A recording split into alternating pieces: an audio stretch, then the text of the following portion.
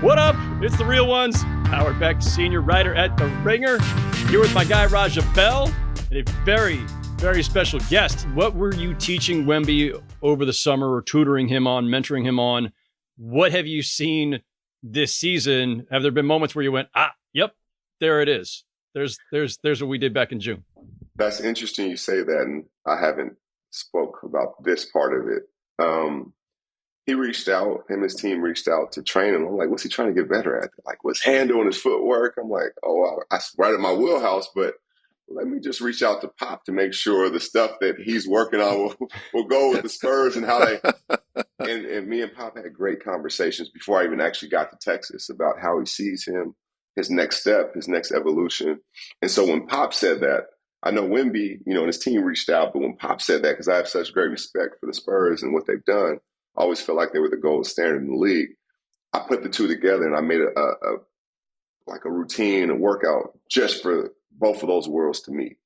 Wemby works on his footwork and his handle, but it's also in the spaces and how they would do it and how they would get to him. For example, one thing was, at the time, Wemby had a tendency when he set the pick and roll and he rolled, he would just stay down there. Pop was like, no, I want him to start hunting shots a little more. I want him to roll and then come back and catch it, that free throw line area where Dirk would catch it. So then I start putting plans together like that. And it was things of that nature. And it's funny, I saw some people like, what's he doing with Crawford? Crawford's a guard, he handles. And it was funny because one of the main things, the thing we did most was footwork. And what I was showing him was footwork works anywhere. Whether you're at the top of the key, whether you're at the mid post or at the post, the footwork transfers in all three areas. And that was our huge focus for that week. We worked out twice a day. We went for just short of a week.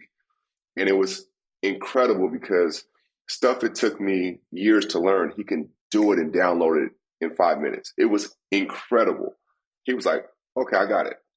Boom. And he would go out and do it. And I was like, this is a joke. Like, this is not even right. You can do this and learn this fast. So to see his work, to see his focus, to see what's driving him. Like our conversations, we had like beautiful conversations. Literally, like his conversation wasn't of a 20-year-old. It was of a 45-year-old, a 50-year-old.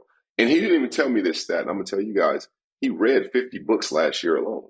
He didn't tell me that. Somebody around told me that. And I'm like, what? But it makes so much sense because he has such wisdom and he has such respect for the game. He has such, if he stays healthy, he will be one of the 5 best players ever. I'm not saying he's going to get hurt or anything. I'm just saying if he has a full run at it, healthy and at that level, because his work ethic, the way his mind works, he's like, and I've said it, you've heard it. If LeBron and Kevin Durant were playing video games and we say they're creative players, they would create somebody like Wemby. I want somebody to be 7'4", shoot threes, run like a gazelle, block everything, throw dimes, handle the ball. Like he's that type of guy. That's crazy. We talked about him briefly on the last pod. And it sounds like you're just kind of reiterating what I think I know already, is that he was built to be a pro. Like his camp, like his upbringing, everything that was done. I don't know at what age it began for him, but clearly that you didn't just make a basketball player. You were trying to make something that understood all that it entailed to be maybe the best player on the planet one day, right? Like that didn't just fall into his lap. Not at all. And Raja, to be honest with you, the thing that really separates him, besides the work ethic, besides the mind, besides how he's driven, which is a whole nother thing, is just, I'm talking just on the court now. He is a player we've never seen before, right? With the skill set and all that.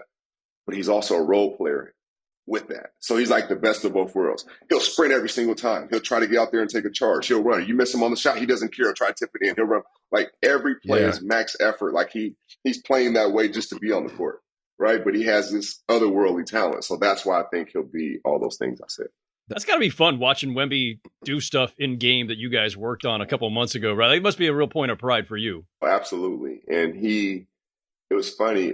He was like sending me film, and I break down film and just watching things. And it's crazy because I was literally texting like, yo, that's what we worked on. And it's seeing like, there's even one play that went viral when he was over in the Olympics before the actual Olympics started, but he was over in Paris playing. And they had different clips of, I guess, friendly competition or stuff like that. And he did a move and people saw the end result. I think they saw the three or the dunk. And I'm like, yo, that's what we did. Like you literally worked on that move in the summer, and now he's showing the world, which is really, really cool. And you're right, it's amazing. Like, it's amazing to see that, and like he retained that, right? Like, 'cause in the heat of battle, you could do it when nobody's there, but in the heat of battle, for you still to instinctively go towards it and do it and feel confident about it, I'm like, wow. All right, let's shift gears just a little bit here. I had thought, I had decided policy-wise, like, we're just done with Jimmy Butler for a while. We talked about this like too much. But Don't like, be done with my former teammate, Beck. Come on, man. Don't do that. I love That's a Jimmy. great I've teammate. always been a big Jimmy fan, but like last night, holy crap. So like, I feel like this has just been months of everybody calling each other's bluffs, right? The Heat's like, we need Jimmy to play more. We're not giving him an extension. Then it was Jimmy Butler's camp saying, we don't want an extension. Actually, we want to go to free agency. Then it's murmurings about wanting a trade, but not maybe we want these plays. Maybe, I don't know. There's all this just whatever, just a lot of obfuscation, a lot of just. And then Riley comes out with a statement, which he never does, saying last week, we're not trading him. Enough of this. No distractions. And then Jimmy last night basically says like, one leg three, huh? Yeah. And Jimmy's like, I'm not sure I want to be here anymore. Oh, happy? Yeah, I'm happy here. I'm just not happy on the court. I got to find my joy again. I don't know, guys.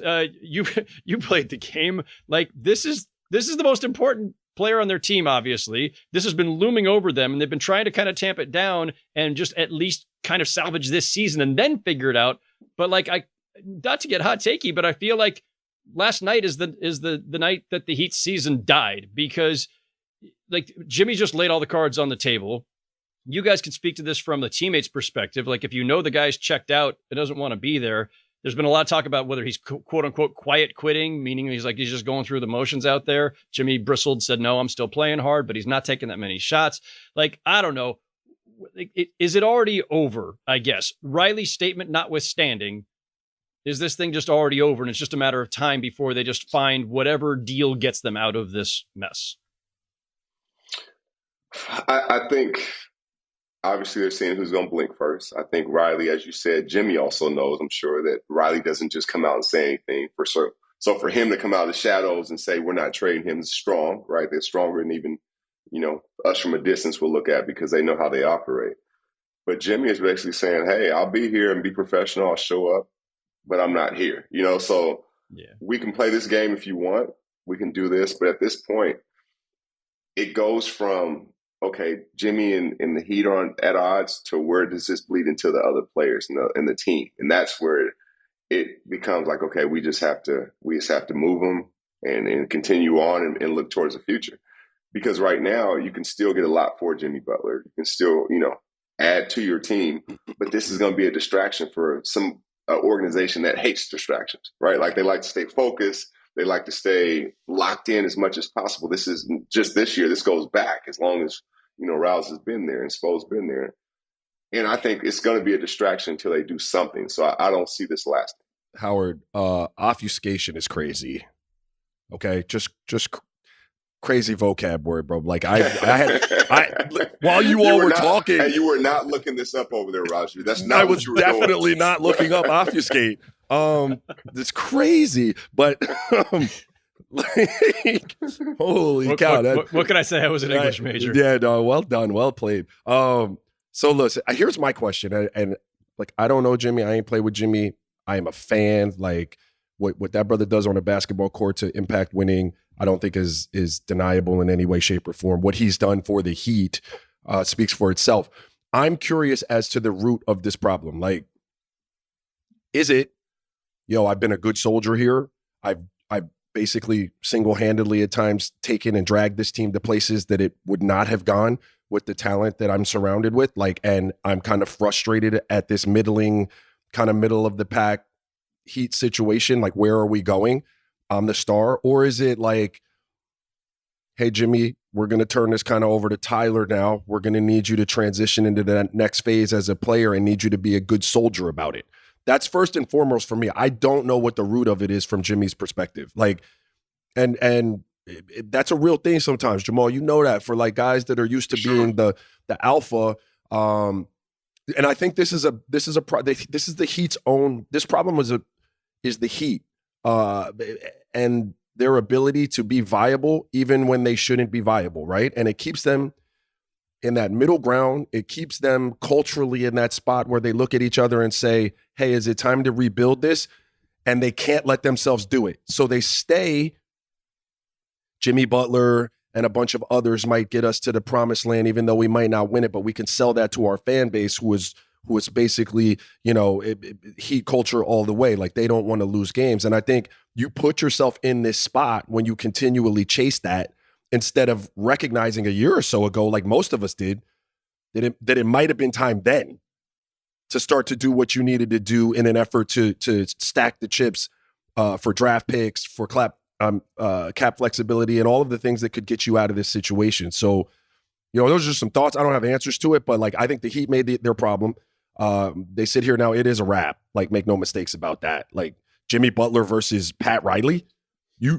You give me two people with more ego than those two. Like, I mean, I don't know, but hard-headedness and hard-headedness. Like, but I would be interested to know, what is the root of this? Is it the first? Hey, Jimmy just don't get the type of help he needs, and he's ready to go somewhere and try to win a chip in his last, ride, or is it like, hey, we want to transition this over to Tyler and the Young Bulls, and we don't really see you in that light anymore?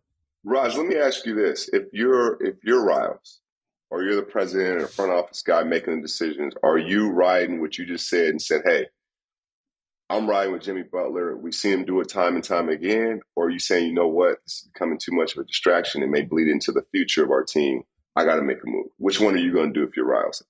Yeah, see, at this point, it's a tough one, because at the end of the day, like, there is an element of your ego, your hubris, your man. Like, this man has basically come out and put your feet to the fire, saying, yo, you gonna trade me. And that's a tough pill for competitors to swallow. But I guess if you made me pick, I'd move him, Jamal. Like, I'm the guy, having lived as a distraction late in my career in Utah, having seen distractions. There's nowhere to go when that's there. Like, it's hard to be the best version of yourself and the best version of your team while that's present. So even if it means we take a step back to take 2 steps forward, I'm going to take the step back right now, and I'm going to make sure that, we get that out. And then, especially when I have a culture in place like the Heat, which it's basically just, I don't mean to take anything away from the people boots on the ground, but it kind of runs itself. Everyone knows what it is. So like, we get the pieces in here that aren't the distraction. I think we'll be all right. Beck, what are you doing? I felt they should have traded him a year ago, because I just thought that this era, it was pretty clear it had run its course, right? Like, those 2 runs to the finals were amazing and defied all the odds, especially the second one. But Jimmy's, in his mid-30s, and, as you guys know, like, even in this era, right? Like, it's amazing what LeBron and Chris Paul are doing this late in their careers, what Steph is doing. But in general, in this league, you get to your mid-30s, that's when you start to feel things slip, and especially guards. And Jimmy, whatever, he's a wing guard, small forward, but like, he's played a bruising style. He's played a ton of minutes. He played under Tibbs for several years. Like, there's just a point of diminishing returns, and they're just not good enough to overcome Boston and Cleveland and the Knicks, Philly, if they're ever healthy, Milwaukee, whatever. And so at some point you got to pivot. Easy for me to say, right? And now, especially with the situation as it is, where they didn't want to give him the extension. So, Raja, your question, I don't know. I'm not going to say I know this authoritatively, but I think there's 2 problems right now. One, he didn't get the extension he wanted last summer, so that's putting him in a bad mood in the first place. Yeah, forgot about that. And then 2, yeah, things are shifting hard toward Tyler Hero as primary, playmaker, first option on offense kind of thing. And Jimmy's sitting in the corner feeling like this is not who I am. This is not my role. I'm Jimmy freaking Butler. I don't blame him, but the Heat are doing what they feel like they have to do to put themselves in the best position, not just now, but going forward, where Tyler Hero and Bam Adebayo are going to be their tent poles. And yeah, if Jimmy's not on your timeline anymore, then it is time to move him. But they're cap-wise, it's tough, because if you move him, you don't want to take back, like, they're in position to have a lot of cap room next summer. And I think they want that flexibility. So Jimmy stays and opts in, that hurts them in terms of their ability to be flexible next summer. Jimmy walks away as a free agent. Okay, you lose him for quote unquote nothing, but you gain a ton of flexibility to do other things with that cap room. in a time when the NBA cap room is really tough to come by and flexibility is tough to come by, you're in a good position to do that. So if you trade him, you don't want any contracts beyond the season, probably, unless they're really small. So that's hard to do when he's making $49 million and with all the matching rules that there is. So I get why the Heat have not been eager to just make an in-season deal. Maybe they just haven't found the right deal. Maybe this now, Jimmy's now reversed things again in terms of like, who's the pressure on? Well, now it's on the Heat to like resolve this. Maybe they have to take a deal that they don't want. I don't know. Are they going to call his bluff again and say, fine, be miserable, sit in the corner, or you know what? We're just not going to play. I don't know. This thing could get really ugly in a hurry. But yeah, if you're asking me, yeah, move him in the next 4 weeks. You know what's interesting, man, because I'm here and I hear the chatter, and everyone around me is a Heat fan. They can be so. I mean, they're an interesting fan base, man. Even when the whole world knows that the Heat really can't win, like the Miami Heat fan is, we could do it. Like they've just been, yes. They're in. There's a Heat exceptionalism going on there. It's like Lakers exceptionalism. Yeah, where it's they always think they're the best. I respect the hell out of it. Like it's interesting, but to walk around amongst. But like I respect the shit out of it. But even amongst that fan base who love Jimmy B, a lot of people are out down here. Really? Like a lot of people are like with last night's antics at the press conference. That was like it was a tipping point. There are a lot of people that are like. And I mean, 2 days ago, we're Team Jimmy guys. Wow. And now they're like, nah, dog, like that's ridiculous. Is he getting booted the next home game? I don't know. But a spattering of them, I bet. Yeah. Man. Wow. Not a position you want to be in. Jamal, you guys played together where? Minnesota? Minnesota. And at the time I wasn't on the team when he did the Minnesota Rolex, when he came in there with the 4 bench guys and went and beat everybody with a Rolex. I wasn't on that team. It was the one that one, which by the way became one of my favorite all-time Game of Zones episodes, but that's neither here nor there. Missed Game of Zones. Go ahead. It was the one before that Minnesota had made the playoffs. I think 14 seasons we came and Jimmy came, Jeff Teague, Taj Gibson, myself, and yeah, we made the playoffs. It was unbelievable at the time, and he was an unbelievable teammate. Yeah. No, and that's the thing, right? Good Jimmy is like a great freaking teammate and a guy who everybody wants to go to war with and get behind and all that stuff. But like Jimmy in a bad mood or in a bad place or doesn't want to be there anymore, like, yeah, it's uncomfortable. I think he's at a point, honestly, just from the outside looking in, where a lot of guys get to where it's like, okay, man, you've been this phenomenal player and you still have huge value to a winning situation, but we've got to scale that a little bit. Like it might not be exactly what it looked like for you when you took the Heat, to the finals. Right. Yeah. So then the equation is like, what is that worth? Who would be able to take that on? Would you be okay with what they have to offer you in terms of that role? Right. And that's something that a lot of guys can't wrap your mind around until you're in it. Like, it sounds good. Like, sure, dude, I'll come over there and do that. I'm good. Like, let's do it. And then you're in that and, Jamal, like, we ain't winning the way we're supposed to be winning, or, like, things aren't producing the way we thought they were. And your first instinct is to be like, well, I can save it. And then it just, and therein lies the problem, right? Because you ain't here to do that. Right. No, absolutely. That was me going off the bench. I'm like, yeah, I can do it. I can come off the bench. I went off the bench the first game. I'm like, what is this? This isn't it. So no, I totally get what you're saying.